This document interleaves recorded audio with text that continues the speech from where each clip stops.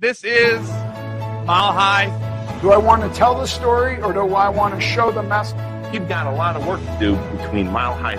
The time has come where we can know we have a responsibility, an ethical and moral responsibility. We have to do it better in order to move people along. Up, down, inside out. If you get your mind right, it is not. It is a receiver of thought. Because love is my first technique.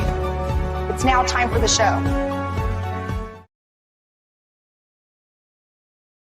Welcome to the Mile High Podcast. This is your host, Dr. Daniel Knowles, of course, coming to you from an altitude of 5,280 feet. And I am with someone who's often at mile high altitude as well, but right now he's somewhere else, which is James Chester. Good friend James Chester, I've known for a number of years. I may have known for 14-ish years, 13, 14-ish years.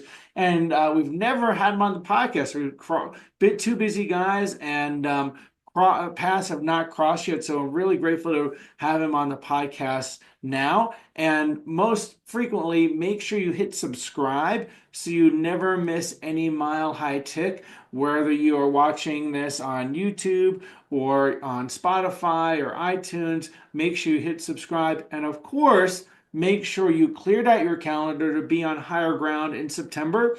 You can get the details for Mile High at riseuptomilehigh.com.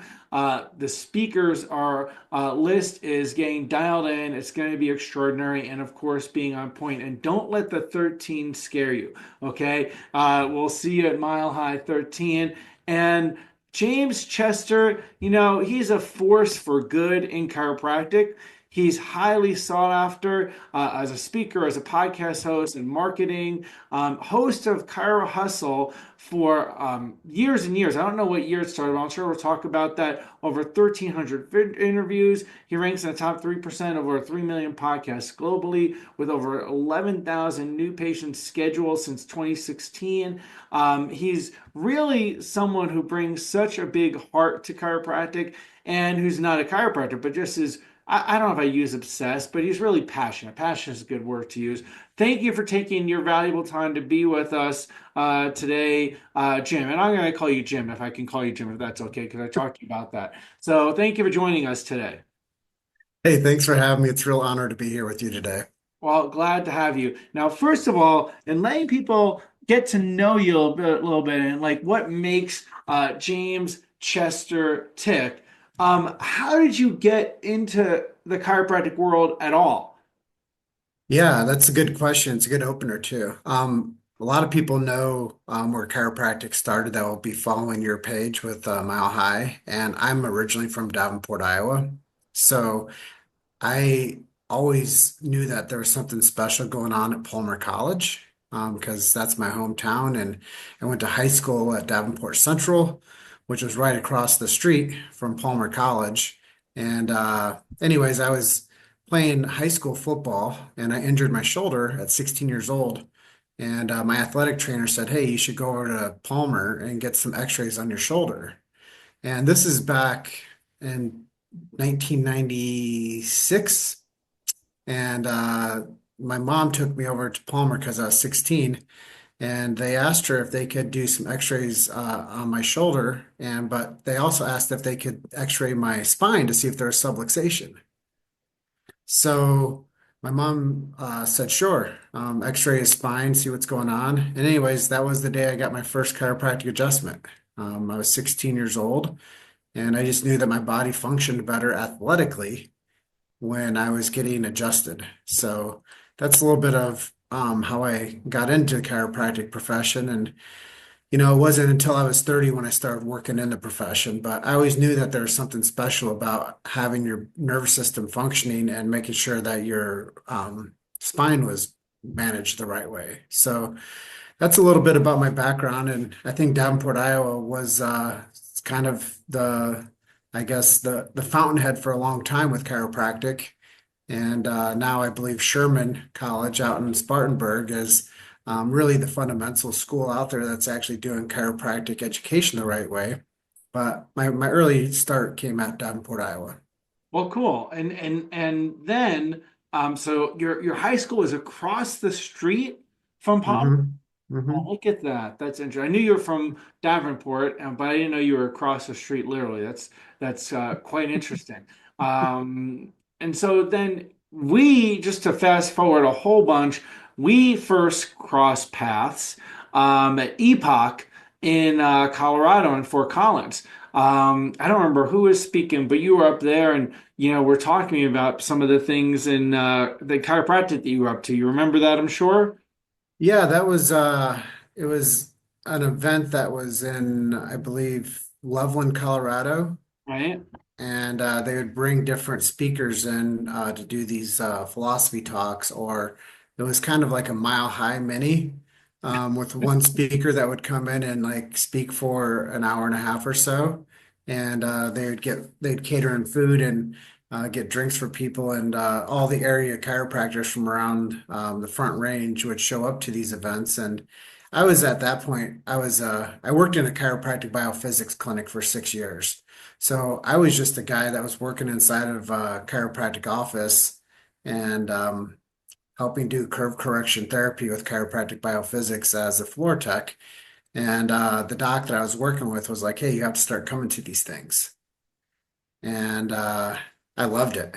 I thought it was one of the greatest gifts that anybody had ever given me, is access to a bigger voice within chiropractic, and I wouldn't miss them. And just like Mile High, 13 years in the making, I haven't missed one, because I think that the integrity of finding people with something powerful, a powerful message to be around, there's nothing like it. And then, again, to fill in some blanks for people, you and you had you at the I think it was the first Mile High, maybe it was the second one, maybe it was the first one. You started. You can sure clarify. You had asked to be able to film your documentary at one of the events. Yeah, humbly, I was just like, "Hey, my name is Jim Chester. I'm a very inspired individual. I'm making a film on chiropractic. I'd like to come to your event and film the presenters, and I would like to talk to the attendees, and I would like to talk to the vendors or whoever's there. I want to like interview them." And actually, I went to Mile High One, and it was my first chiropractic seminar ever. Was that the one you And were filming at, or was it the second? no, it was Mile High 2 that I filmed at. But I Okay. went to the first one and I got like this taste of what's possible. Mhm. And I was like, if I have a budget where I'm working inside of a chiropractic office and I need to get 50 interviews, how am I going to do that? Right. So I reached out to you, and then I saw Paul Reed at ChiroFest speak at this Epoch thing that you're talking about. And I said the same thing to him. I said, "Hey, my name's Jim Chester. I'm a very inspired individual. I'm making a film on chiropractic. I'd like to come out to your event in Seattle and interview the speakers, the attendees, and the vendors." And both of you guys said, "Hey, what's in it for me?" And then that's when you first taught me what equal exchange was. And I said, "Okay, so he wants something in return for me to be able to show up and do this." So I said, "How about this? I'll create you small snippets of people saying what it was like to be at Mile High, some of their key takeaways, and then why other people should come next year." And that was our digital handshake. And I came that year and I interviewed probably 25 key players in the chiropractic world. And then I did the same thing out in Paul Reed's ChiroFest. And that was the principal footage that I used to create Chiropractic, the documentary. And then, a lot of years have gone by, right? Over a decade. So some people may not even know at this point that you did a documentary. It may be something that, I mean, there's lots of things that I did people have no inkling about, right? To me, that were even bigger than Mile High, that were more important. And so the documentary, tell people about that. Because again, I don't think people even, I think there's some people that don't even know about it. And it was a big project that you did a great, put great energy into. Yeah, to me, it was as many people in the creative space, they have to create something as a barrier of entry project. And I was like, well, I've had this vision because I was doing patient testimonials and I was doing technique videos. And I started to realize that there was a huge need for like a learning library for the common person to understand what chiropractic was. Hmm. Because I tell people I worked inside of a chiropractic clinic, and still today, people really have no perception of what chiropractors really do. So I was like, this is the time when Netflix started to become a thing, and people were watching documentaries as entertainment. Hmm. And I was like, well, what if I can put together a team that can make something to educate people on what chiropractic is? Hmm. So that's when I took it upon myself to reach out to some people and put the content together. But I also reached out to Palmer College and got um, you know, access to their archives and paid them to use some footage from their archives. And I reached out to Irene Gold and asked her if I could use footage of Reggie, and she said yes. And then I reached out to um, Jim Sigafus and Patsy Sigafus. Jim was gone, but I reached out to Patsy and I said, "Hey, can I use footage of him?" And she said yes. So I realized who some of the figureheads within like long-term influence were within the profession, and I said I have to put these people in. And really, I just wanted to make a project that the profession could be proud of and that could entertain people, but also give people the education. So we went back all the way to the origin of the profession and followed it all the way till, when we made it in 2015. So it was just a real passion project, like you said. But I wanted to help. Day one when I worked in the office, the doc I worked with said, "We'll care more about these people than they will themselves." And I said, well, why don't the chiropractors care about their story? And I said, I think I'm going to care more about their story than they will themselves. So knowing that I came from a background of serving people and my background marketing and journalism, I said, well, what can I do with this skill set to tell this chiropractic story and to help promote this profession? Because I just saw that it needed a lot of PR. Well, so was there something? I mean, I don't, correct me if I'm wrong, I don't think you had done a documentary before, as far as I know. So was there something that was particularly thrilling or exciting or a particular moment about that was rewarding? I think it's a good question. I had previously done a recruiting documentary for Palmer Rugby. Okay. So I started researching how chiropractic became global. And the reason that chiropractic became global was because of Palmer Rugby, because they would recruit players from around the world and gave them scholarships to go play rugby and turn them into chiropractors. And then they sent those seeds back home to wherever it was, England, New Zealand, Fiji, Australia. And that's how chiropractic became a global profession, was because in the 1960s, 65 years ago, they actually started a rugby team at Palmer College and recruited these high-level athletes that became chiropractors. So that was my first like love and how I started to learn about the history of chiropractic. And I said, we need to tell a historical reference of what this profession is, because Mhm. I didn't think it had ever been done right. I saw some other things that people have put together, and I was just like, we have to do something with a bit of a different scope. Got it. Got it. Well, Mhm. that's pretty exciting. And to this day, where can people watch it to this day? Yeah, you can go. Actually, we made two films. The second one's called Project Patient. It's Okay. on the website, chirohustle.com. You guys can go to chirohustle.com, go down to the bottom of the page, and there's a link you can click on down there. It says take the movies for free. But all you got to do is give me your email address and your phone number, I believe, or your name, and you can have the movies for free. The first one's a 2 hour feature. The second one is an hour feature. So there's two documentaries over there. And as I started making these films, I'm working on a trilogy, by the way, too. But Oh, wow. as I was working on these films, I just fell more and more in love with the profession. Mhm. And I said, I want to create more content than ever has been done with the interview process, that the profession's ever seen. And Mhm. that's how Cairo Hustle was born. Um, this year, 4th of July, will be 8 years old. Wow. So I just took it upon myself to create more content of value for the profession. And really, what I see it as today, Danny, is irrefutable evidence. Like if Okay. anybody ever wanted to come in and take chiropractic to task and change what chiropractic is, I'd have terabytes full of information that I could present to um, the any legal aid to say, no, this is what chiropractors say the profession is. I Mhm. actually have 1,400 interviews from chiropractors talking about testimony of what their profession means and what they do and why they do it. So over time, I realized how powerful of a resource that is. So not only the movies, but actually getting the honest approach and the honest voice of chiropractors talking, um, I guess, passionately about why they do what they do. Mhm. And now we have this catalog of information that is really an evidence bank talking Okay. about the power of chiropractic. Excellent. Excellent. And you probably learned a lot about chiropractic by doing that. Probably maybe more to it than you thought there was to chiropractic.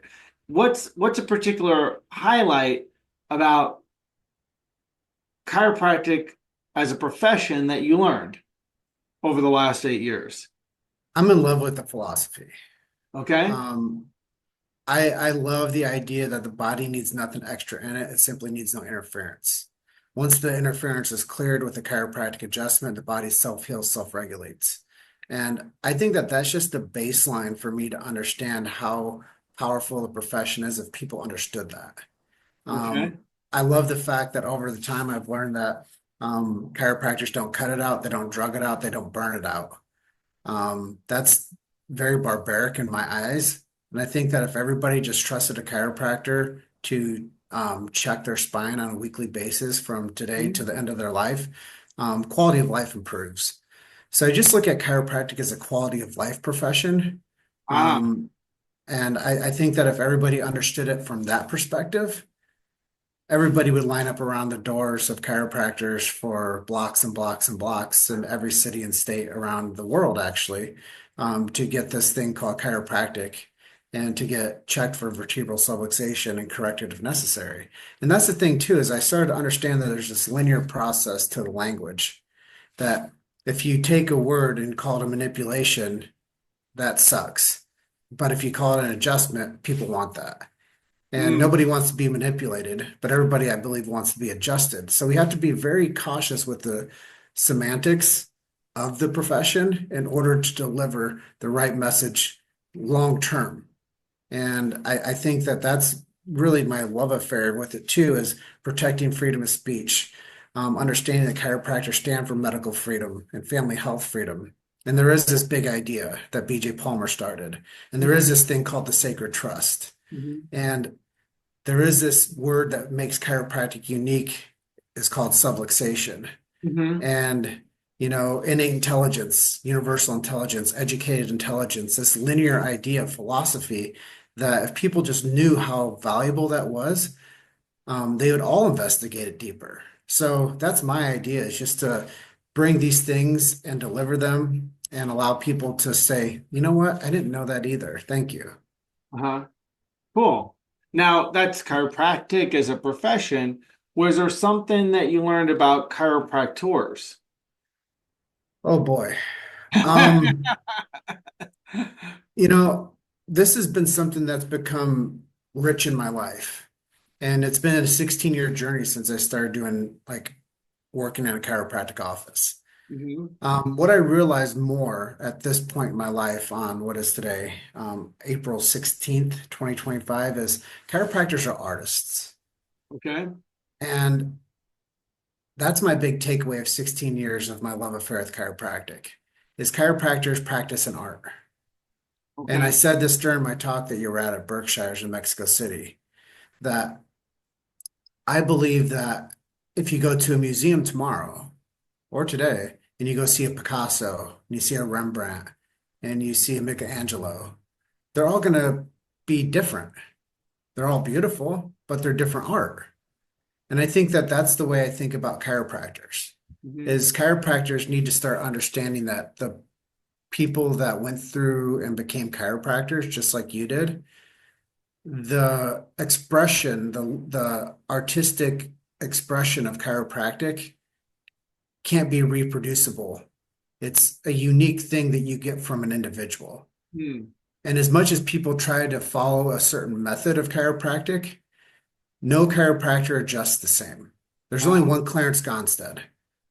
There's only one Donnie Epstein. There's only one BJ Palmer.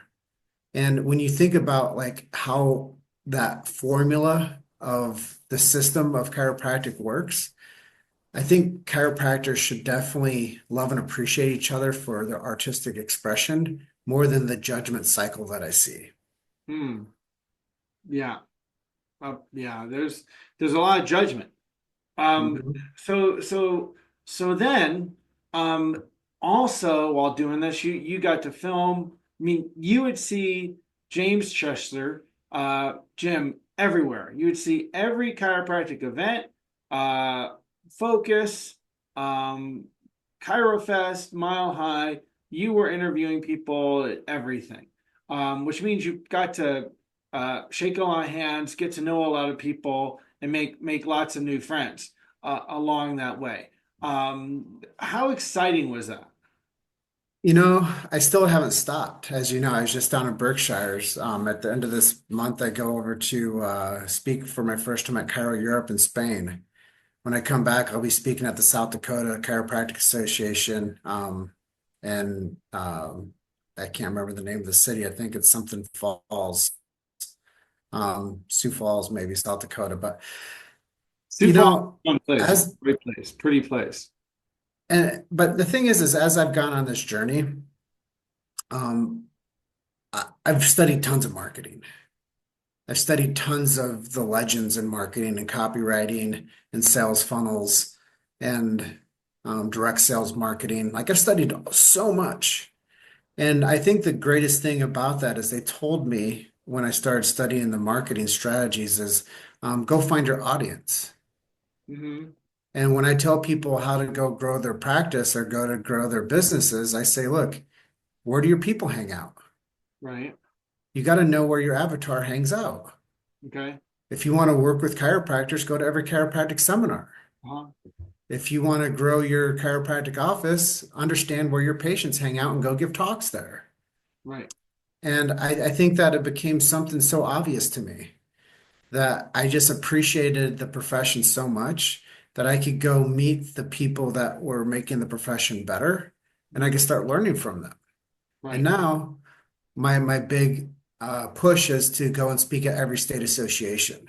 Hmm. Because I want to bring a voice from a non-chiropractor talking about the sacred trust and talking about the philosophy of this profession and why it matters and why we shouldn't sell out to the medical model.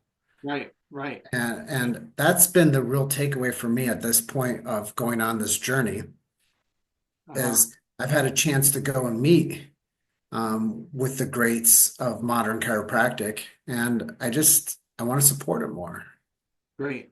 Great. And then you added to see, attending events, documentary, these additional ventures that you grew or things of interest, being at as many events, interviewing people. Then you started doing marketing. So you started with screenings and now you're doing Blue Rhino AI. So first of all, what did you experience doing spinal screenings? And I don't know if we got that the right essence. You might have done other things before screenings, but let's focus on screenings. What was your experience going into that? Yeah, I think that this is a big eye opener. Anybody that watches this interview is going to appreciate the heavy lift that I've been on for the past 16 years, as I've done 800 of these things now. Hmm. And um, chiropractic is one of the hardest things to sell on planet Earth. Interesting. And when you start to understand how to do it, you can start helping more people. Hmm. And I think that that's big. The big takeaway was on that day one of working in the chiropractic office, that doctor told me that we're going to care more about these people's health than they do. Hmm. And that's just something I've always anchored myself to. And I said, you know what? I'm going to put a game around this. I'm going to go see how many people I can help today. Right. So every time I go out and I serve. And I go out and I talk to everybody that walks by me. And I know that, there's some fundamentals I learned from a guy that started Everest with Dan Bay. Um, gosh, drawing a blank, Barry Anderson. Right? He said, if we don't tell them the truth about chiropractic, then somebody else will close them for drugs or surgery. Wow. And I guess that's a big like anchor for me too, is these people are needlessly walking around subluxated and sick and suffering, Right. and they need somebody to be their guide. Okay. And they need somebody to build rapport with them and tell them that they can be helped. And everybody's looking for something to get the edge on their health. They just don't know what's called chiropractic. Right. Right. So after going out and doing these 800 screenings and scheduling over 11,000 people in for the first chiropractic visit, I realized the sales cycle of it. And the real thing is you just have to go do the work. Like anybody that's out there that wants to grow their chiropractic practice, it's a fundamental part of growing a practice, in my opinion. Right. You just have to go do the work. Right. And I believe if you go and work for 5 years, like hard, like really hard and intentional, the next 50 years will be easy. Mhm. But I think that everybody that's a part of the Mile High group specifically, go work your ass off for 5 strong years to where you can build your freedom for the next 50. Okay. And then through that, you decide to, AI is a big topic right now.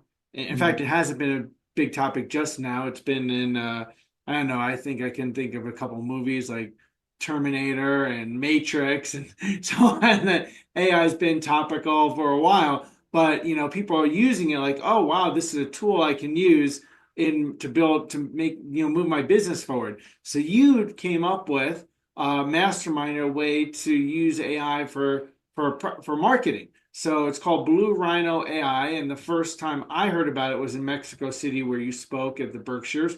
Tell us more about Blue Rhino AI. Yeah, really, it's the culmination of effort when it comes from direct sales and Okay. boots on the ground sales. And I teamed up with Dr. Ryan Hummel, who's been practicing for 19 years.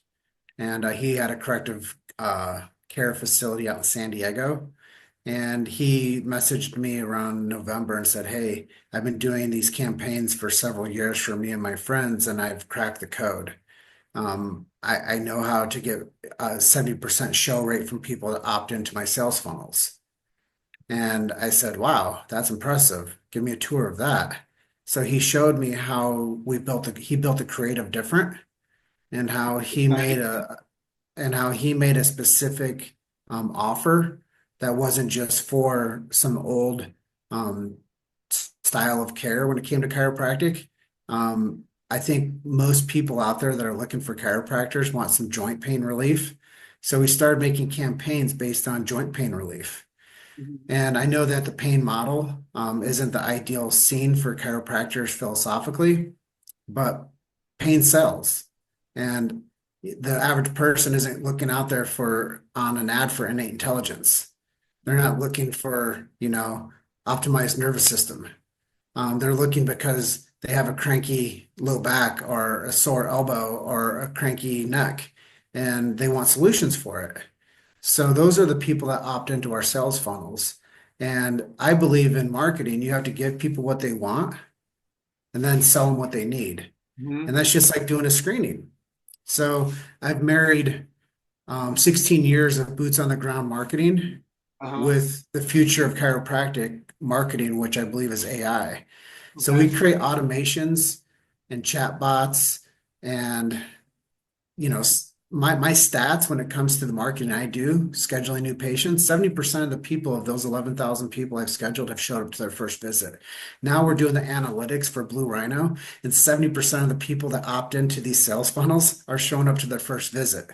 So Wow. even if you only had 15 people a month opting in and buying the offer to come into your clinic, and 70% of those 15 are showing up to your practice, those are highly qualified people that have raised their hand that says, I want what you have. So I believe in the quality of the leads that we help people get. And I'm not going to promise people you're going to get 100 leads from working with us. But what we do is we get a highly qualified, specific person that wants to come see you. And I think that that's the difference between other marketing companies. 16 years of experience of doing like boots on the ground marketing paired with 19 years of clinical excellence of being a chiropractor. Like Dr. Ryan Hummel's not going to run a campaign that he wouldn't do for his own office.